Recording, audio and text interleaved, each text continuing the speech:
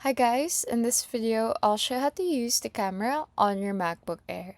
You can use it for photos, videos, FaceTime calls, Google Meets, Zoom meetings, and more apps. So first, open Spotlight Search by pressing Command and space. Then type Photo Booth and open it. Once Photo Booth opens, your MacBook Air camera should automatically turn on. You'll know it's active when the small green camera light appears near the webcam. To take a picture, click the red camera button at the bottom of the screen. Your photo will automatically save inside the Photo Booth app.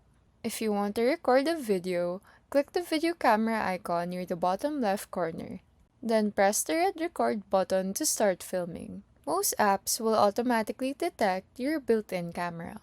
The first time you use your camera in a website or an app, your Mac may ask for permission to access your camera and microphone. Just click on Allow, and your camera should start working right away. And that's how to use the camera on MacBook Air. If this video helped you, give us a like and subscribe for more easy Mac tutorials.